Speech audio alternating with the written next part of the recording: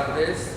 Vamos a empezar porque Monse ya está firmando muchísimo. Normalmente los protocolos dicen que se firma luego, pero no pasa nada, lo hacemos de manera informal y ella tiene tanto poder de convocatoria en un día tan desapacible como hoy, que realmente en nombre de la editorial yo agradezco muchísimo a todo el mundo que ha venido, que se ha desplazado este día lluvioso, pero bueno, reunido, los que estamos aquí. Bueno, pues en nombre de Kairos, muchas gracias a todo el mundo, muchas gracias a Casa del Libro, que ya formamos un tándem bastante clásico, hacemos muchas presentaciones. Yo creo que esto es uno de los mejores lugares que hay en Barcelona para presentar un libro, porque es una librería, además es una librería preciosa.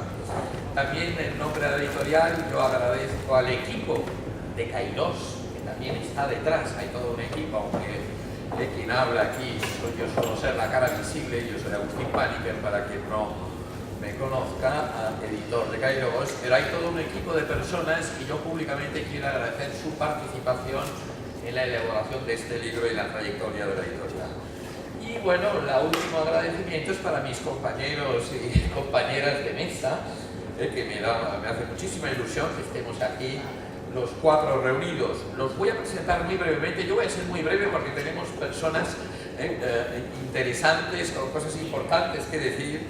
Por lo tanto, simplemente los voy a presentar y no voy a extenderme más. Uy, qué bien que se ha apagado este ruido. Lamento la temperatura, pero bueno, así tendremos que decir, como me decían hace poco, cosas interesantes para escalfar una mica el ambiente. Bueno, pues presento a Javier Meloni, que él es escritor muy reconocido, es maestro espiritual, es teólogo, es antropólogo. Bueno, no voy a hacer todo el currículum de cada uno y ni citar los libros, porque si no eso llevaría mucho tiempo.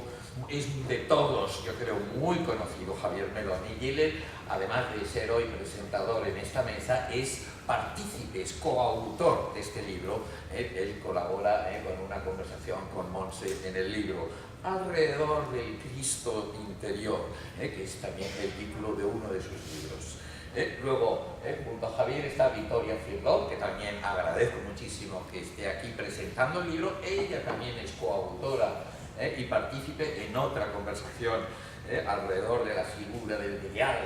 Ella es catedrática de Filología Románica en la UPF, en la Pompeu Fabra, también es especialista en la Edad Media, es escritora, en fin, lo mismo. No voy a extenderme mucho más, pues en nombre de la editorial también muchas gracias, Victoria. Y luego finalmente a Monse, que ya es una compañera habitual de estos bolos que hacemos, los bolos que vamos de ciudad en ciudad presentando libros.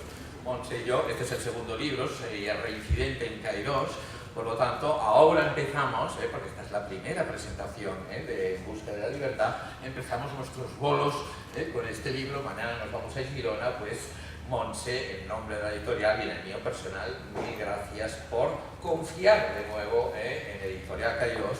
Para nosotros es un honor tenerla. Ella no solo es la autora, es la editora. Eso quizás antes de darles la palabra sí que merece que yo haga alguna pequeña aclaración de lo que quiere decir la editora, aunque aquí hemos puesto conversaciones con Montse Batlle. Técnicamente es un libro editado por Montse Batlle. El problema es que en lengua castellana tenemos algunas dificultades con esta figura. En inglés es mucho más fácil, hay el publisher y el editor, pero en castellano o en catalán esas dos figuras se unen en la misma palabra, que es el editor. El publisher es el businessman, es el propietario de la editorial, que quiere hacer negocio y que no se ha leído normalmente ni un solo libro, pero quiere que la editorial siga adelante. Mientras que el editor, a lo mejor no ha visto un euro en su vida, no sabe muy bien cómo se venden las cosas, pero es quien lee los libros y quien marca la línea.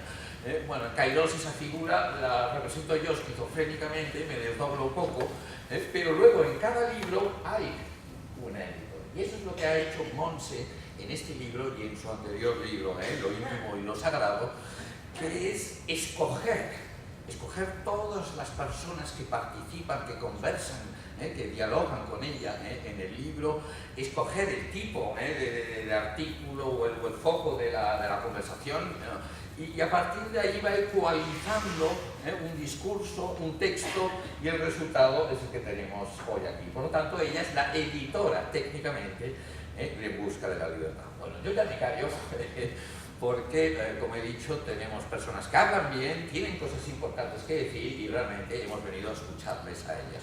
Por lo tanto, muchas gracias a todos, y yo voy a ceder la palabra a Victoria primero, en primer lugar, luego hablará Javier, y finalmente los protocolos dicen que la autora editora acaba el acto. Pues muchas gracias y vamos a escuchar a nuestros presentadores.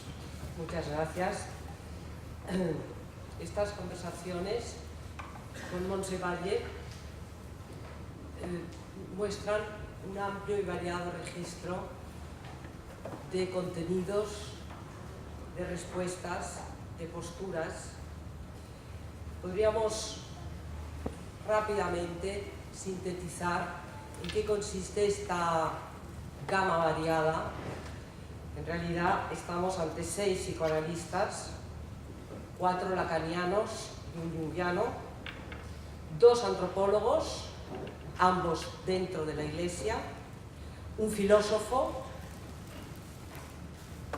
2 terapeutas corporales, un poeta, un artista fotógrafo. Y todas estas entrevistas de todas estas personas están prologadas por un filósofo y un epílogo de un psicoanalista lacaniano. Todos los entrevistados son autores de libros. La entrevistadora, una periodista, Montse Valle, conoce los libros y las preguntas salen de sus lecturas, las lecturas que ha hecho Montse de esas obras. De la entrevistadora destacaríamos la amplitud de sus intereses, su situación en una búsqueda persistente, una búsqueda de respuestas a muchas preguntas, con todas unas preocupaciones que quedan bien patentes en su introducción. Son 2 epígrafes los que inician este libro. El primero es de Platón y dice: la libertad está en ser dueños de la propia vida. La otra es de Gandhi, que dice que solo puede haber libertad exterior cuando hay libertad interna. Luego, el filósofo Joan Carles Mèlich, en su prólogo, razonará acerca de la libertad. Yo les puedo decir que el libro es apasionante. Lo he leído de un tirón, sin poder dejarlo durante toda una tarde.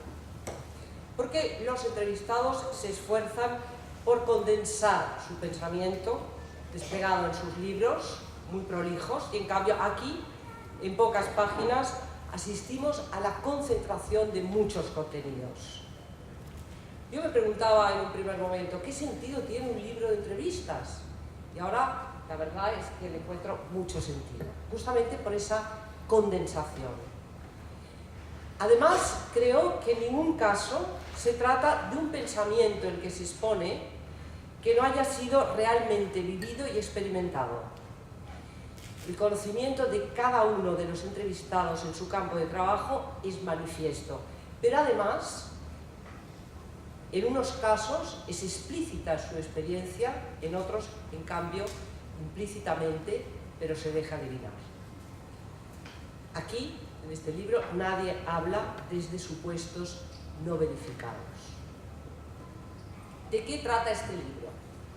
Yo diría que este libro trata de la vida, trata del modo o los modos en que las personas nos podemos enfrentar ante ese ejercicio difícil, tan difícil que es vivir. Y recuerdo entonces a Max Scheler, que decía: la vida es un ensayo con medios insuficientes. Y me parece absolutamente cierto.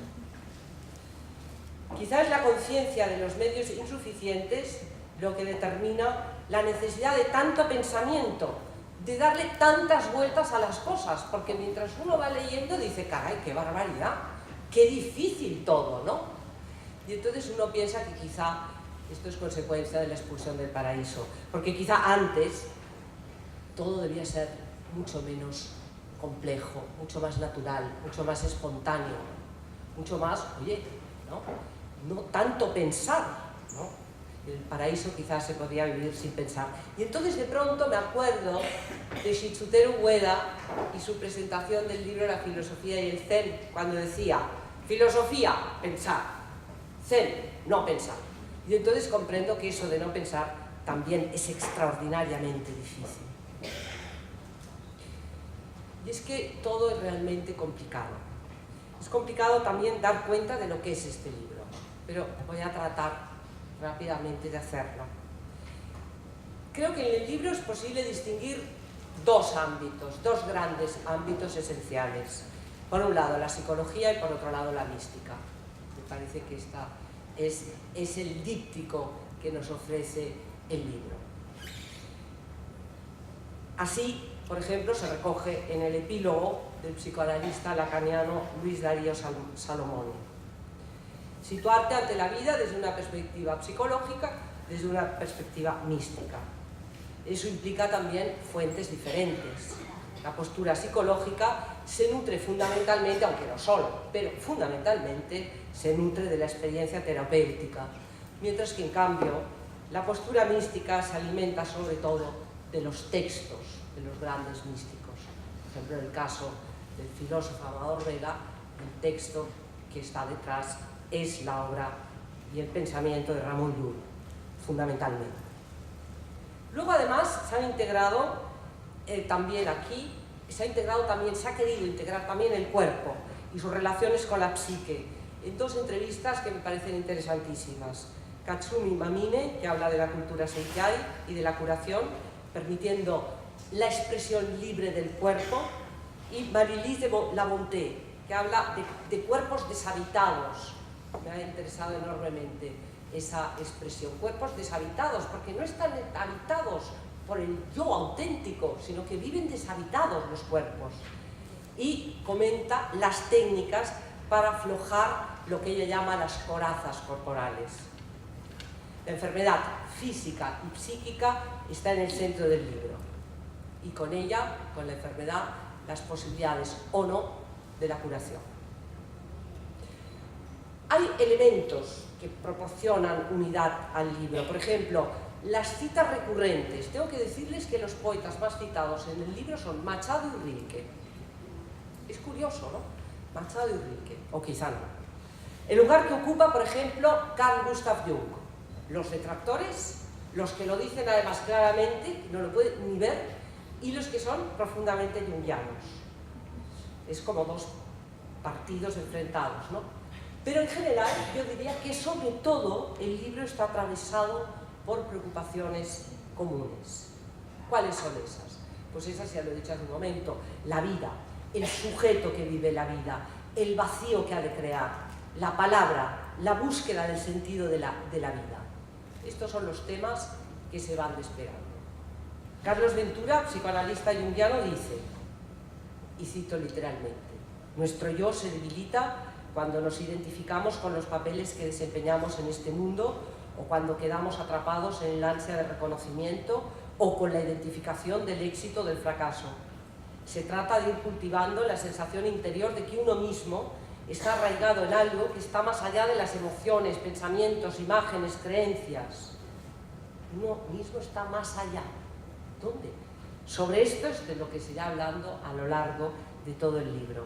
Acerca de la diferencia entre el ego y el yo, que ustedes dirán, ¿es lo mismo? Sí, claro que es lo mismo, pero de alguna forma hay que distinguirlos, como cuando hablamos de la fantasía y la imaginación. Claro que es lo mismo, pero no, los necesitamos esos dos términos para poder distinguir entre el yo superficial y el yo profundo, que es uno de los asuntos cruciales del libro. Yo lo confrontaría con la diferenciación que hace Javier Meloni entre personalismo y oceanismo.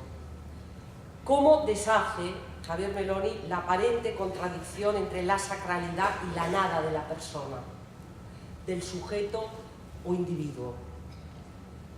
La entrevista a Meloni, ya se ha dicho, se centra en su libro El Cristo Interior. Meloni afirma: creo firmemente en dos cosas que aparentemente son contradictorias. Por un lado, sostengo el principio del personalismo, según el cual cada existencia humana es irrepetible, pero al mismo tiempo también creo aparentemente lo contrario, lo aparentemente contrario. En el principio oceánico, según el cual somos gotas de agua en el mar u olas de su oleaje, y en que nuestra existencia individual es irrelevante en relación con la inmensidad del océano. Y concluye: el personalismo sin oceanidad cae en narcisismo. La oceanidad sin personalismo cae en el anonimato y en el colectivismo. No, todo esto hay que leerlo detenidamente, todo esto hay que reflexionarlo, pero estas son las frases fundamentales que encontramos en el libro. Yo cada vez estoy más convencida de la necesidad de poder abarcar los contrarios. La gran dificultad que supone eso para nuestra mente, para nuestra razón, pero sin lo cual es imposible madurar en la vida del espíritu. También aborda esta cuestión el filósofo Amador Vega al comentar el significado del célebre «conócete a ti mismo». ¿Qué quiere decir exactamente «conócete a ti mismo»? ¿De qué ti mismo estamos hablando, no? Que no es sino, naturalmente, el conocimiento del yo oculto después de la muerte espiritual. Este es el tema de la entrevista también del psicoanalista lacaniano Miquel Bassols.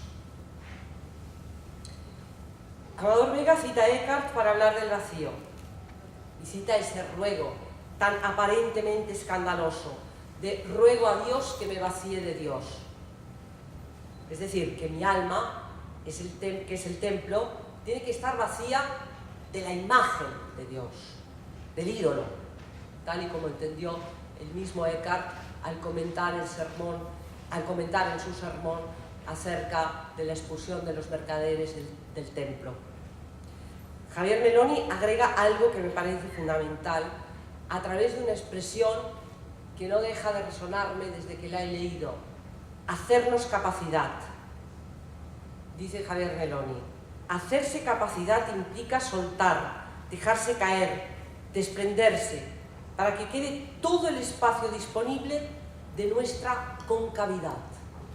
Y ahí aparece el ser cóncavo, hacernos cóncavos, receptáculos, recipientes. De lo que se trata es de vivir en un estado de plena apertura, dice Javier, de plena receptividad, como Jesús, para que este continuo verterse de Dios colme nuestro ser y a la vez se convierta en donación. La psicología no solo se ha ocupado de esos dos yoes que existen en todos nosotros, sino también de la presencia de nuestros antepasados, de nuestros padres en nosotros mismos. José Ramón Ubieto, con nuestra novela familiar, y Claudia Sandra Palau, con el estrago materno, hablan de eso, justamente. A partir de las figuras del apego, Inés Di Bartolo abre nuevas perspectivas de comprensión a la reiteración de las figuras paternas a lo largo de nuestra vida.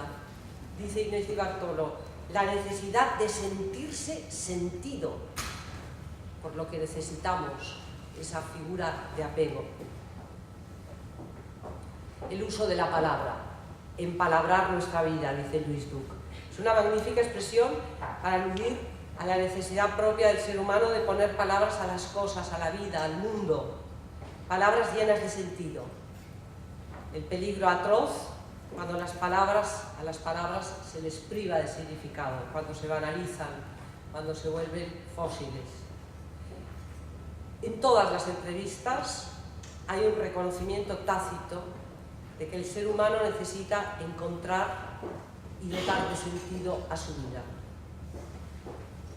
La perspectiva más pesimista de todo el libro la encuentro en Gustavo de Sal, psicoanalista lacaniano, que dice: el psicoanálisis no es un camino espiritual. Dicho esto, con todo el respeto hacia las distintas formas en que las personas procuran trascender la inmediatez de la vida cotidiana y elevarse por encima de las distracciones mundanas. Y no lo es porque el psicoanálisis tampoco constituye una experiencia de veneración de la verdad, ni una ascesis o una sabiduría trascendente. En el fondo es algo mucho más modesto. Es un modo dice Gustavo de Sal, es un modo de deshacernos de algunas ilusiones que nos aportan más frustración que consuelo y liberarnos de ciertas repeticiones que nos gobiernan sin que tengamos siquiera noción de dónde se originan. Con todo persiste en nosotros la búsqueda del sentido. Y queda ahí también algunas palabras de Gustavo de Sal, por ejemplo, qué tontería eso de la autoestima. Pero es bueno leerlo todo. Es bueno. Porque hay autoestima y autoestima, en fin. Que aquí estamos en la necesidad de una lectura profundamente reflexiva. Estamos ante cruces, cruzamientos. Estas palabras un tanto tristes de Gustavo de Sal están contrarrestadas con las experiencias creadoras de Josep Tarrés, poeta, de José Manuel Ballester, artista. Y el libro es que, como les decía, permite que establezcamos esos diálogos entre los entrevistados, encontrando las coincidencias y las disidencias. Creo, y eso me parece lo más importante, que todos y cada uno de ellos expresan sus ideas y creencias con absoluta sinceridad.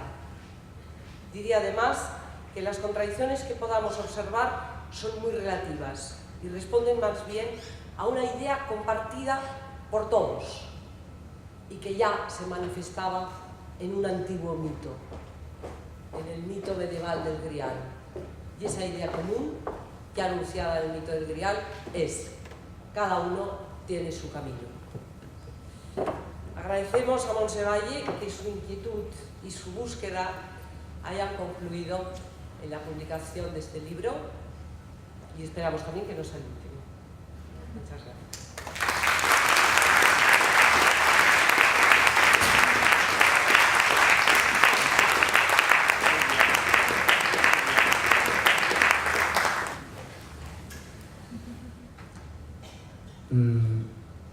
A mí me sorprendió el título final, ¿no? Era también una sorpresa, que ¿cómo vamos a estar juntos? ¿No? Pues bajo este título, En búsqueda de la libertad.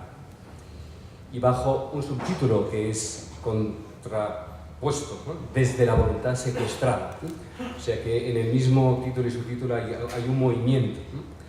Que yo creo que es el movimiento de cada uno de nosotros, al final. Como bellísimamente ha dicho Victoria, qué difícil es vivir, ¿no? Qué difícil es ser, ¿no? Y ser uno mismo. Y ahí estamos arrojados a la vida, ¿no? Naciendo llorando, ¿no? Y naciendo también riendo y hablando y tropezando, ¿no? Estamos arrojados a la vida y desde nuestra individuación y colocación en el tiempo y en el espacio irrepetibles, se nos despliega la realidad ante los ojos, ¿no? Ante los ojos, los sentidos, todo lo que hemos de ir recorriendo. Y entre nosotros y el mundo, entre nosotros y la realidad, se van concretando, yo creo que sin elegir del todo, claves hermenéuticas, disciplinas para interpretar eso que llamamos la realidad o lo real. Yo creo que es una de las cosas más bellas del texto, es que cada cual está en una disciplina diferente, aunque algunos coincidan en algunas de ellas, con los psicoanalistas lacanianos. Pero ¿por qué uno es lacaniano y otro es junguiano? ¿Por qué uno es poeta y otro es fotógrafo? ¿Por qué uno es filósofo y otro es filología clásica y al final se convierte en interpretación de mitos? ¿Por qué? Yo creo que no alcanzamos a dar respuesta a ese por qué, ¿no?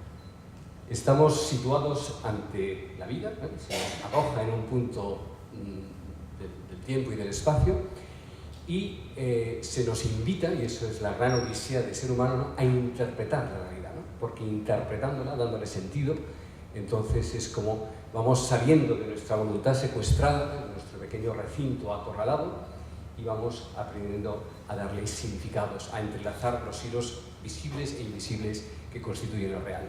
Y cada disciplina, sea el psicoanálisis, sea la literatura, sea la filología, sea la filosofía, sea la teología, la antropología, son vías de acceso, claves interpretativas, claves hermenéuticas para interpretar lo cotidiano.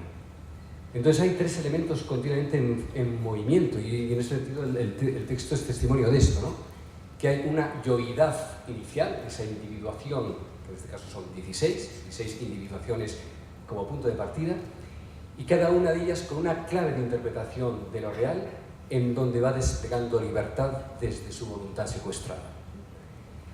Tanto, quizás como terapeutas, en algunos casos, como hermeneutas de textos, como filósofos, como poetas, como fotografías, ¿no? Qué bello es saber fotografiar, cada fotografía es una interpretación de la realidad, ¿no? Todos vemos lo mismo y de pronto un fotógrafo nos hace una foto y dice, pues, ¿eso estaba ahí? Pues sí, estaba ahí, ¿no? Pero no teníamos la máquina de fotografías para interpretarlo, ¿no? Esa intermediación que hace que eso real, que es para todos común, en el modo en que accedemos a ello se despliega con unas claves específicas que nos permiten darle sentido, y por ello estas entrevistas resultan muy iluminadoras, ¿no?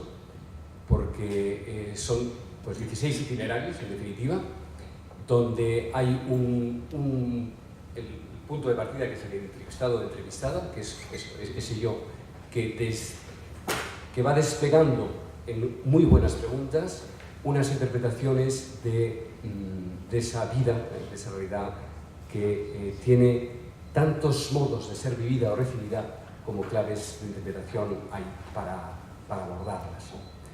Pero el signo de que esa clave hermenéutica, esa clave interpretativa es la adecuada, es que va desplegando libertad. Eso es lo bello, ¿no? Que con ese modo de interpretar se producen unas conexiones, tanto en el que las está diciendo, porque antes las ha vivido y las ha padecido, y porque las ha vivido y ha padecido, entonces puede dar sentido a un relato, que es de hecho la misma entrevista, y que entonces no conecta. Y por esto también, como nuestras claves de interpretación de realidad son diferentes, hay sintonías más con unos autores que con otros. Pero el hecho de que sean estos 16 es por la elección benévola que ha hecho en algún caso, como el mío, Montse, de tomarlos como puntos de referencia para ese texto que hemos de leer cada día, ese texto que es la vida que hemos de leer a cada instante. La mística sí que es una cuestión de textos, pero no de textos solo escritos, ¿no? La realidad como texto, la realidad como ejercicio continuamente hermenéutico que tiene en el fondo esas dos dimensiones que muy bien Victoria ha dicho, ¿no? Una parte primera terapéutica, en el sentido de que si hay demasiado dolor, ¿no? O demasiada opacidad para poder leer la realidad, no hay espacio de significado porque uno está ahogado en su propio dolor, por lo tanto un primer tiempo es curar el dolor, pero una vez curado o mientras se va curando, entonces se van desplegando comprensiones y profundidades de sentido, que es lo que entenderíamos que es la mística. Entonces ya ha pasado el tiempo en que eran disciplinas que estaban contrapuestas, psicología o espiritualidad, psicología y mística, como si uno fuera una alienación y lo otro esa palabra demasiado englobante, no creyente o atea. Como os he dicho muy bien, todos somos ateos, ¿no? del Dios falso, ¿no? Hay una de las frases de Rilke que se cita es: a pesar nuestro, Dios madura, ¿no? A pesar nuestro, nuestra mirada de la realidad madura, a pesar nuestro, nosotros maduramos. Y el signo de que vamos madurando es justamente en que vamos pasando del secuestro de nuestro pequeño y acorralado punto de partida a una amplitud y unas capacidades de inteligencia cada vez mayores, ¿no? Por lo tanto, pues muchísimas gracias, Montse, de habernos convocado a estos 16 autores, y que yo creo que esto a mí al menos me ha ayudado a decir qué bello cuando cada cual encuentra su clave hermenéutica. Si me permitís una cita evangélica, ya que es mi territorio, cuando Jesús da a Pedro las llaves del reino, dice: toma la llave, estas las llaves para entrar al reino. Lo que le da y lo que nos da a cada uno, lo que el ser último da a cada uno, es una clave hermenéutica para interpretar la realidad. Y cada uno ha de ser como muy escuchador de qué es aquello, cuáles son las claves de interpretación que le permiten desplegar lo real desde aquello que es, ¿no? Y la llave es diferente para cada uno, porque la cerradura de la realidad también es diferente para cada cual. Y si encontramos nuestro modo de leer el texto de lo real, entonces vamos saliendo de nuestro secuestro y vamos alcanzando cada vez más libertad. Pues gracias por este video.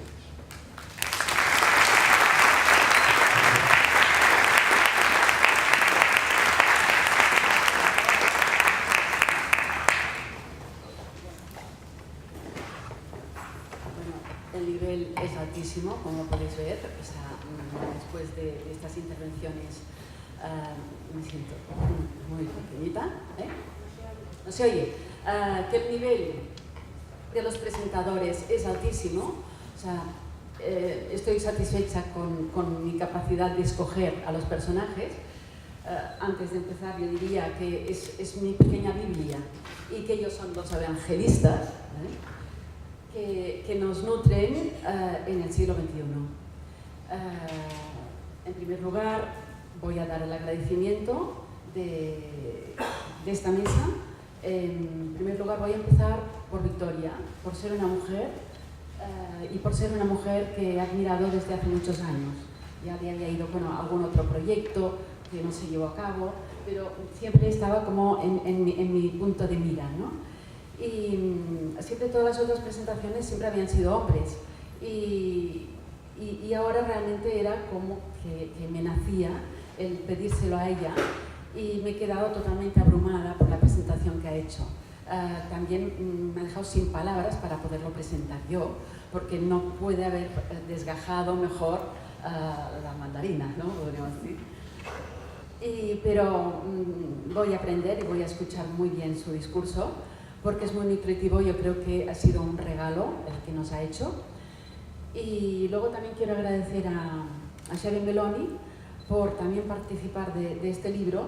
Es un hombre que está bastante retirado del mundo material, podemos decir. Está haciendo unos trabajos espirituales, está haciendo, creo, un trabajo de comunidad arriba de toda una montaña, y que supongo que algún día nos llegarán los frutos de todo este trabajo, como siempre nos tiene acostumbrados, con toda su generosidad, que trabaja para nosotros, aunque está él escribiendo siempre y plasmándolo, que es un tema que también me gustaría, igual no iba a llevar orden, pero que es un poco lo que resaltan los psicoanalistas sobre el tema espiritual, los lacanianos, ¿no? Que resaltan del trabajo de los místicos, ¿no? Que la mística, como se ha visto en este libro, y me ha gustado esto hacerlo patente, no está para nada reñida con la espiritualidad, la mística con el psicoanálisis. Al contrario, Lacan se ve que dijo que si alguien quería leer algo serio, que leyera a los místicos. Y realmente yo he querido aunar un poco estos dos caminos, porque son dos caminos que a mí me implican personalmente. Es un libro, evidentemente, como podéis ver, y si no lo habéis visto, es totalmente personal. O sea, he tenido la voluntad secuestrada y he ido en busca de mi libertad. O sea, más explícito no puede ser. Y claro, es un libro que me atañe en mi tripa, podríamos decir, ¿no? Porque puedo decir, ha sido mi síntoma, ha sido lo que yo he intentado resolver toda mi vida, esta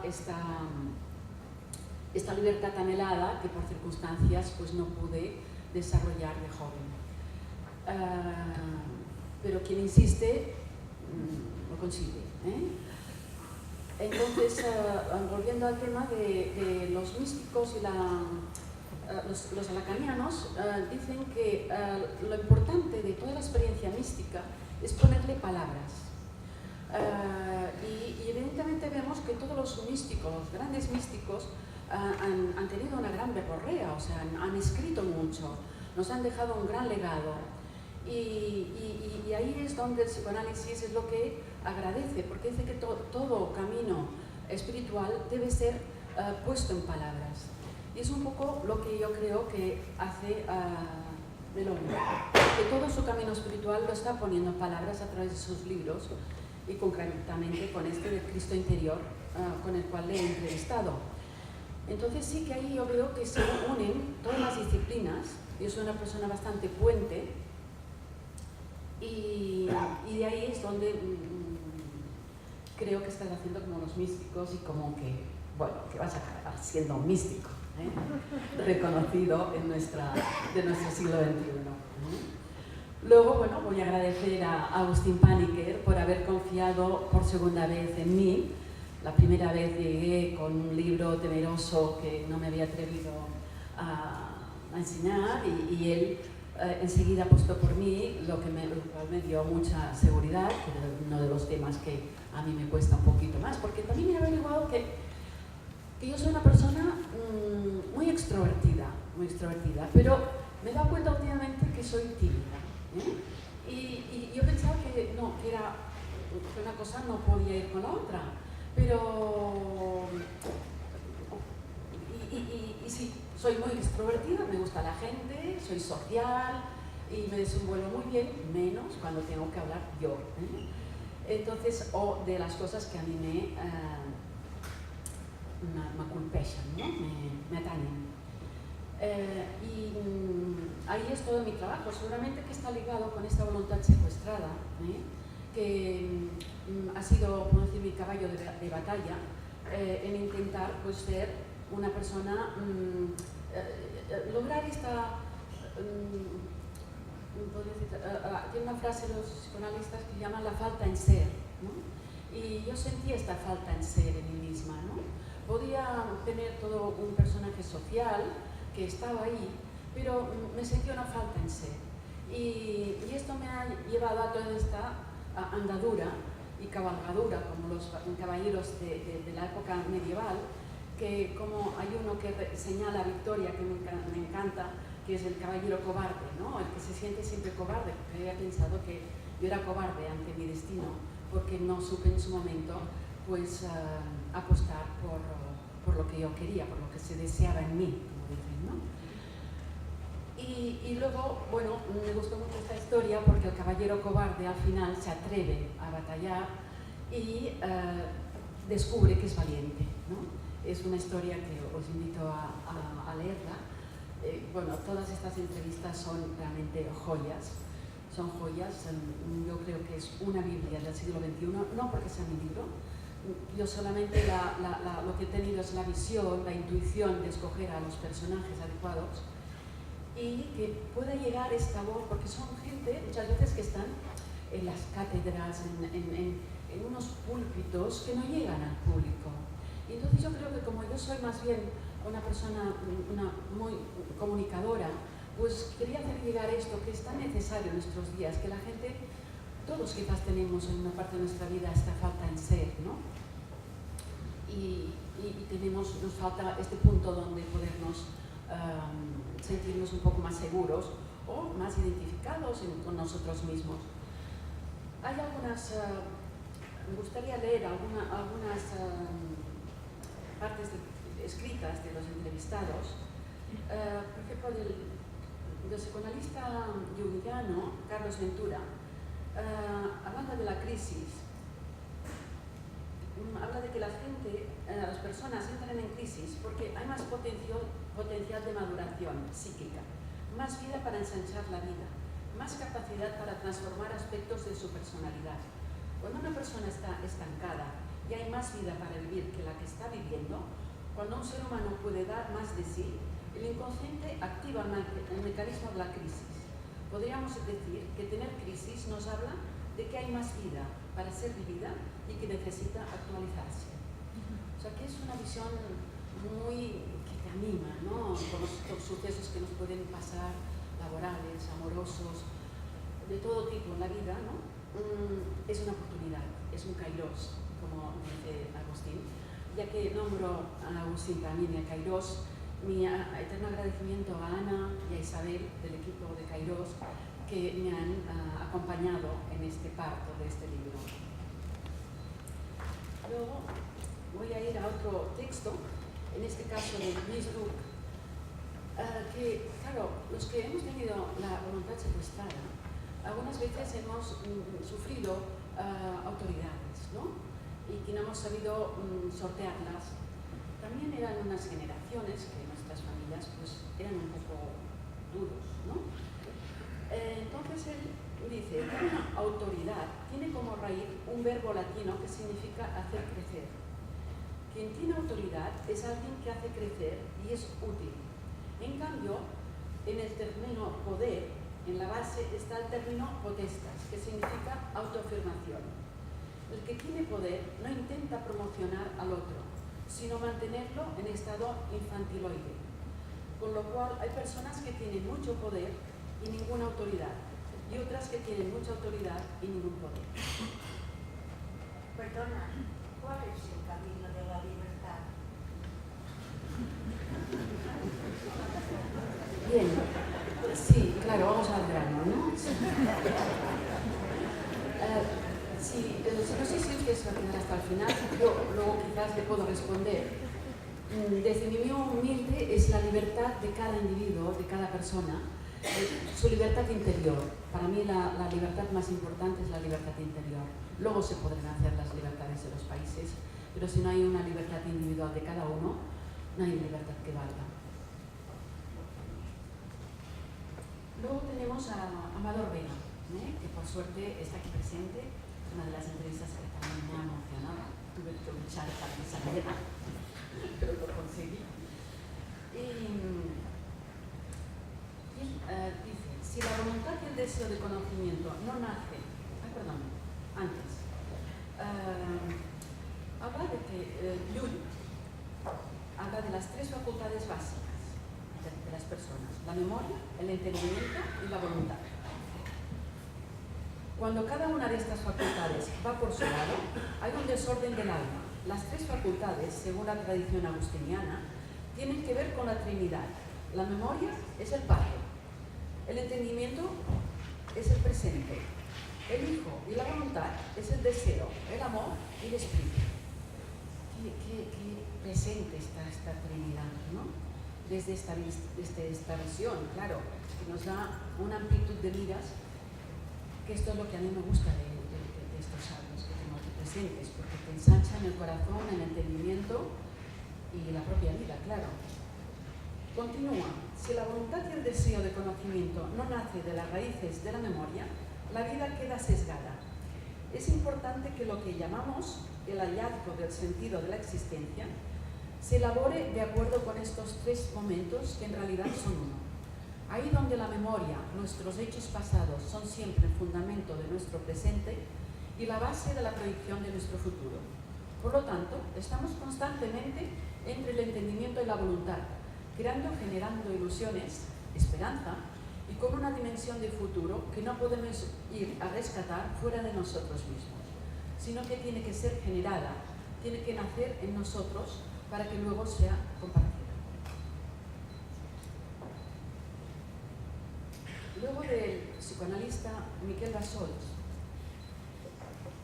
voy a nombrar,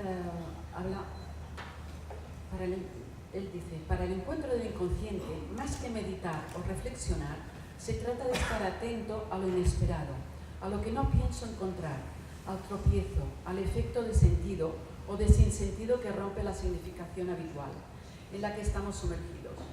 El inconsciente está entonces tan a la vista que nos pasa desapercibido. Este gran desconocimiento del inconsciente por nuestra cultura y tan importante que es en cada uno de nosotros, porque si aparte de los factores externos o las personas externas, quien realmente bloquea y secuestra nuestra libertad es nuestro inconsciente, porque claro, nosotros repetimos los patrones que hemos vivido en la vida y entonces estos patrones son los que nos tienen secuestrados. Entonces un buen análisis puede permitirnos el desgajar, ¿no? el soltar estos patrones, el que se diluyan y que no sigan con la potencia con que nos impactaron en nuestra infancia, seguramente.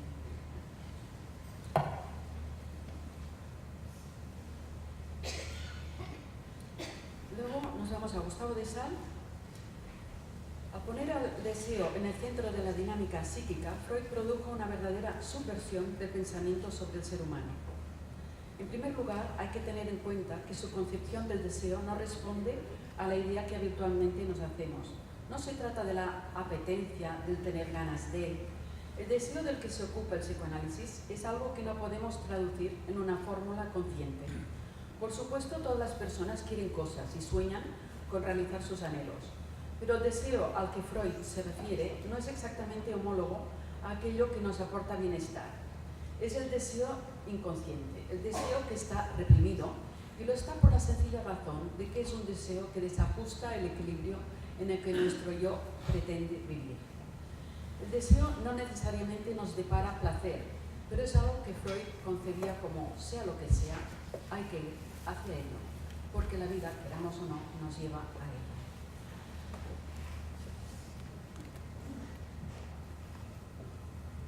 Bueno, sobre José Ramón Oviedo, otro psicoanalista, sobre la novela familiar, dice: el primer baño que recibe un niño es el del lenguaje, y eso ya antes de nacer. Incluso antes de ser concebidos, se habla de nosotros, se nos pone nombre, se imaginan características y, por supuesto, se depositan expectativas. Cuando nacemos, recibimos todos esos dichos familiares, que son numerosos, nuestros primeros sonidos. En principio, son eso, pura materialidad, sin sentido para nosotros. Luego iremos encadenando a estos primeros significados otros, formando así significaciones, construyendo una narrativa de nuestra historia de vida y de lo que Freud llamaba nuestra novela familiar. Esas primeras marcas son como las ciegas marcas a las que se refiere el poeta de Philip Larkin, rastros que están en todas nuestras acciones, sin que seamos conscientes de su influencia. El lenguaje penetra ya de entrada en el cuerpo y hace surcos, imprimiendo a nuestra experiencia vital su marca propia. El lenguaje tiene así un poder constituyente original, y luego los discursos que nos contamos son derivados de esas primeras huellas. Ahora se me ocurre una frase de Xavier Meloni, que siempre se la he llevado y que es una de las preguntas, que me fascinó cuando lo conocí en una charla que estaba dando, y es cuando avisó de que primero tenemos que curar las heridas psicológicas antes de poner los vendajes espirituales. Esto me emocionó mucho, me parece que luego me dijo que era de Tony de Melo, y bueno, yo creo que muchas veces, como ahora hay este desentrenamiento, tanta meditación, pues es bueno saber que también son etapas, ¿no? Si me permites, sí, Monse, claro, cómo no. quiero hacerte una pregunta, Javier. Justamente a propósito de Anthony de Melo, porque dices, no sé si te refieres a su caso en particular, dices, vivió 3 etapas, la espiritual, la psicológica y la mística. Bueno, ¿me podrías explicar un poco la sucesión de estas 3 etapas? Porque me parecía como, a ver, no sé si es su caso particular o tú hablas de la existencia de estas 3 etapas por este orden. Porque claro, yo desde un punto de vista, o sea, teniendo en la mente pues, el modelo agustiniano y trinitario, me parece que la espiritual sería la última. Entonces no entendí bien ese orden, esa ordenación. Por favor. Yo me refería estrictamente a su caso, pero que tiene su lógica y la tiene también para nuestro tiempo, ¿no? La distinción, que también a veces lo ponemos como sinónimos, y sería interesante también afinar más la diferencia entre espiritualidad y mística, donde acaba una y donde comienza otra, ¿no? En algunos casos se habla de una intensificación, lo místico sería una intensificación de lo espiritual, pero para ciertos autores no. Habría un salto radical. En Margaret Poré y el mismo Esther sería una caída en el vacío, donde de la espiritualidad a lo místico hay un salto de 180, o sea, bueno, un salto de 180 grados como es, pero vamos, quiero decir que no, que hay una discontinuidad radical, en el sentido que lo espiritual, en el caso de Tony de Melo, pero que se puede aplicar como paradigma, sería todo aquello que hacemos nosotros, ¿no? Para vivir en estado de pacificación, aquello que es ejercicio nuestro, ¿no? Entonces, en el caso de Tony de Melo, se descubre que detrás de esos deseos de sublimación hay una serie de temas pendientes que, como no los nombres por su propia naturaleza, te los estás escapando, viendo, y de ahí la frase, ¿no? Peligro de poner vendajes espirituales sobre heridas psicológicas. Primero hay que sanar la herida y luego poner el vendaje, porque si no la herida está supurando permanentemente y no lo arreglas, ¿eh? Y entonces esto es lo que... Pero entonces también se dio cuenta que también hay el peligro de quedar prendado en el yo, que está siempre con heridas, y entonces pues, el mismo puedes quedar atrapado ahí también. Entonces cuando da el salto, que no es ni espiritualidad ni psicología, sino que es mística, que está en otro orden de cosas. Pero entonces la primera etapa sería la psicológica, después sería la espiritual y después la mística. Sí, más que eso, Ah. así. Vale, gracias. En su caso no es, pero... Sí, Sí, porque se fue, yo creo que después se encontraba con que en los mundos espirituales mucha gente tenía problemas no resueltos, se fue a Estados Unidos y aprendió de la psicología. Que después de un retiro, de un session o lo que fuera, hay buenas intenciones, pero luego uno tropieza una y otra vez con lo mismo. Y digo, bueno, pues ponle, ¿no? Míralo, no lo eludes. Entonces eso hizo como un paso hacia atrás para mirar dónde estaba la herida. Vale, entonces ahora tampoco no nos quedamos en lo espiritual, sino que saltamos a lo místico, porque ya se ha pasado por el esfuerzo del yo que pretende ser mejor. Tampoco eso hay, también eso hay que dejar atrás. Totalmente de acuerdo, sí. Tampoco es eso, ¿no? A veces un poco más allá. Sí. Bueno, no me dejan. Bueno, hay una entrevista potente sobre el estrago materno, sobre las hijas que hayan recibido una relación con la madre un tanto estragante, es muy potente y muy novedosa. Y bueno, pues, no sé si me dejas algo más. Bueno, aquí María Luisa Labonte con el cuerpo. La coraza abdominal es la que se constituye cuando el niño cree que tiene que ser perfecto, que debe satisfacer a sus padres, hacer las cosas como los demás, dar su mejor rendimiento. Es una coraza de pertenencia y de sobreadaptación. Entonces el niño o adulto suele tener dolor en el abdomen, en el vientre, que es el cerebro emocional, donde están las reacciones instintivas del miedo al acceso a la vida y no estar a la altura de, sobre todo si los padres le ponen presión. Entonces el niño desarrolla una sobreactuación para ser aceptado por todos. Y bueno, luego siguió con Josep Tarrés, que mañana nos presentará el libro Gerona, que es el hombre que descubrió el barrio judío de Gerona, y el Temps de Flors, un hombre con una gran sensibilidad, es un gran poeta, y quien nos habla de la Pascua, de la resurrección, ¿no? Con sus poesías que escribió en su día. Y luego acabo con el pintor y fotógrafo José Manuel Ballester, de Madrid, que es un hombre que está teniendo un reconocimiento ahora brutal en todo el nivel artístico. Saca de cuadros famosos como La Balsa, él sí saca los personajes, y entonces ahí es como que te invita a posicionarte a ti delante de esta obra de otra forma. Y nos habla del vacío, que el vacío es lo que es lo que puede recibir, es la copa, es lo que puede recibir la vida, porque si no hay vacío, la copa está llena, no se puede recibir, es como el útero, no puede tener un hijo si el útero estuviera lleno de algo más. Y luego, esto me gusta mucho, voy a volver a Amador, porque él habla de una cosa que también me impactó mucho, de la virginidad, ¿no? De que tenemos que ser vírgenes, de este vaciamiento de nosotros mismos para poder recibir, concebir nuestra propia vida. Os invito a concebir vuestra propia vida de nuevo. Muchas gracias.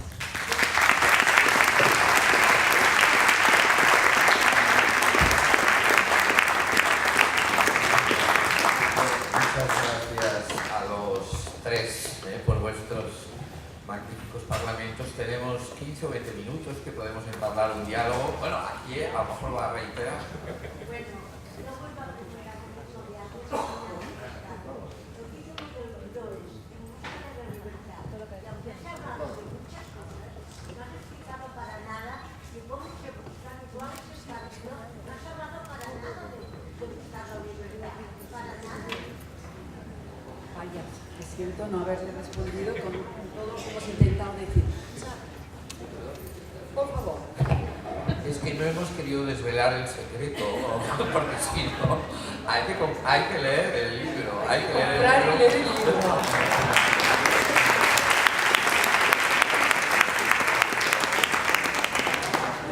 Libertad de corazón, libertad para amar, para no odiar. La libertad, ¿cómo se consigue? ¿Quiere saber usted? El camino para conseguir la libertad. Es un trabajo de día a día, es una observación.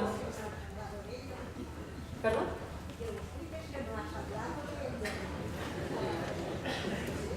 Igual es que estoy secuestrada todavía. El primer paso para la libertad sería darse cuenta de lo que está presionando su pregunta, porque detrás de toda pregunta hay dolor.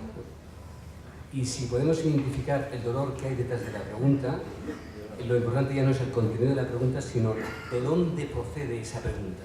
Y en esa búsqueda del origen de la pregunta está ese espacio de libertad, es el comienzo del espacio de la libertad.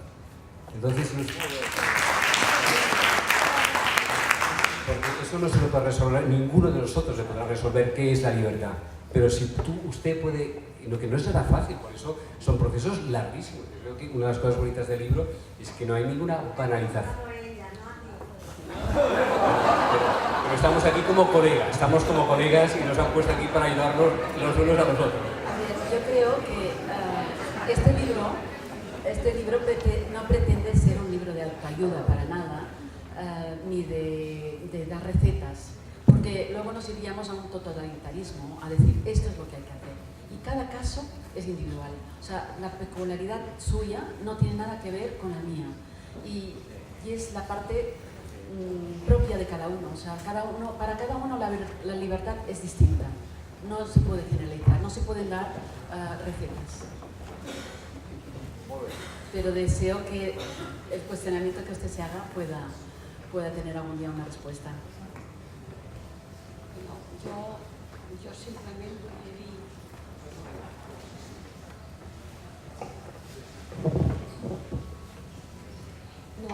jo que no estic a la taula, simplement voldria dir-li que la llibertat, el camí per la llibertat és el camí que fa cadascú i que troba la manera de caminar-hi. En principi podria ser això també. Però ella me la vol fer a mi, la pregunta. I jo em sap greu que no li pugui donar una resposta que la satisfagui. No sé si... Demos palabra a todos los que están aquí. Yo creo que también hay que abrirnos, ¿no? Para que pueda haber una cierta variación. A ver, Joan, filòsof.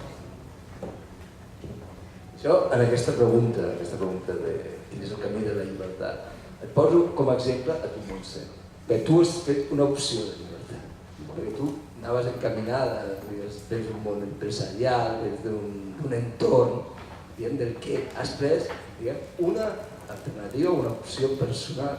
I per mi això, o sigui, no sé, no puc teoritzar quina és aquesta resposta, però sí que una exemplaritat és el propi resultat que ara avui tenim, que és aquest llibre que tu has produït, que has escrit i que has pogut fer que sigui possible. Doncs a mi, d'aquesta manera, dono una resposta, una mena de resposta. Mira, jo estava encaminada a ser empresària, vaig estar 20 anys treballant en una empresa de maquinària agrícola, que eren fabricants, i, m'escolta, estava en una... I, bueno, vaig estar 20 anys perquè no tenia cap altra opció. I llavors el meu somni era ser periodista i dedicar-me al món de la dansa, que són les dues coses que més m'han apassionat, i no ho vaig poder-ho lograr en el moment aquell. O sigui, no se'm va concedir ni jo vaig saber lluitar lo suficient, potser pel camí més correcte, per trobar la meva pròpia llibertat. Llavors, al final, jo he trobat una parcel·la de la meva llibertat, que és aquesta, no? O sigui, per fi he pogut donar 2 criatures, 2 fills, que són els meus 2 fills, són aquests 2 llibres, que abans hagués sigut impensable, perquè el meu camí estava traçat des d'una altra manera, amb una voluntat segrestada. I des que he apostat en un camí llarg, amb molta teràpia, amb molta meditació, amb molt de fe, molt d'optimisme, doncs he arribat a tenir una llibertat que potser mai havia anhelat. Jo vull afegir que el bolo que vam fer a Buenos Aires l'any passat, o l'altre, que no me'n recordo, a propòsit de l'altre llibre, del llibre anterior, Lo íntimo y lo sagrado, ella va poder explayar-se ballant un tango. Per tant, una de les seves grans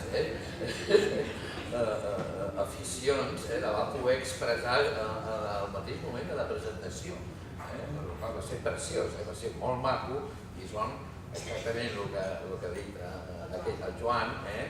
Ella troba el seu camí a través d'aquesta creativitat, escrivint els llibres, fent les entrevistes i donant veu a diferents camins, a diferents opcions, que hi ha convergències i després hi ha dissidències, no tothom està d'acord. I això és una de les coses riques que té el llibre, Hi ha diferents opcions i algú preferirà aquest enfoc o aquest altre, però sempre hi ha molts elements de judici i útils, que un els pot integrar a la seva vida. Bé, només volia donar exemple de que ella encarna aquesta recerca i busca de la llibertat.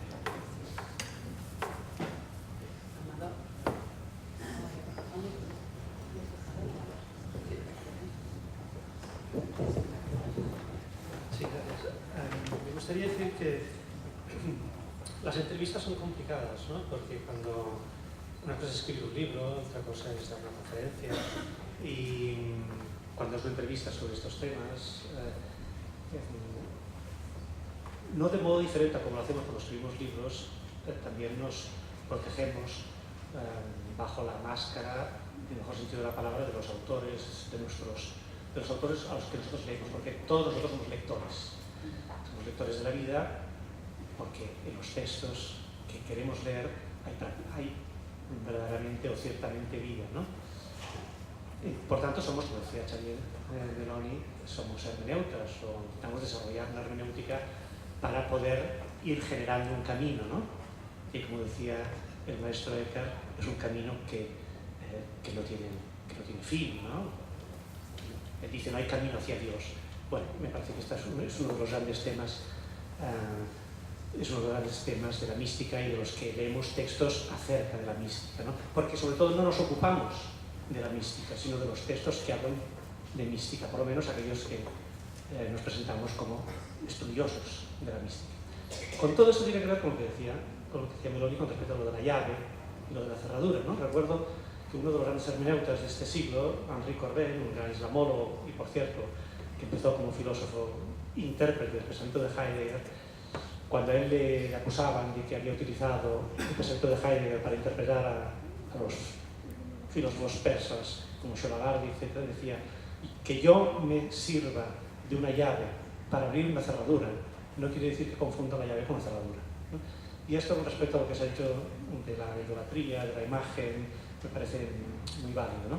Por tanto, quiero decirte, volviendo al tema de la entrevista, que las dificultades que uno puede encontrarse ante el texto de una conversación, ¿no? de una entrevista, pues hace que allí puedan emerger, ¿verdad?, conflictos, porque una cosa es lo dicho de viva voz y otra cosa es cuando se formula por escrito a partir de una voz que es distinta a la tuya, ¿no?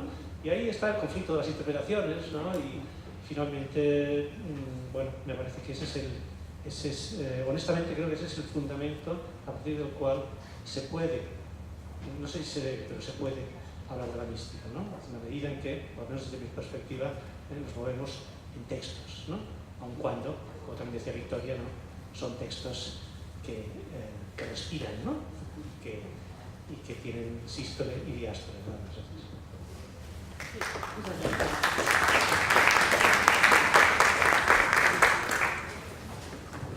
Si no hay más preguntas, los protocolos exigen ahora que la autora firme muchos ejemplares. Bueno, ha firmado muchos al principio, pero seguro que habrá más ahora. En nombre de la editorial y de toda la mesa, creo, muchísimas gracias a todos y a todas por estar aquí.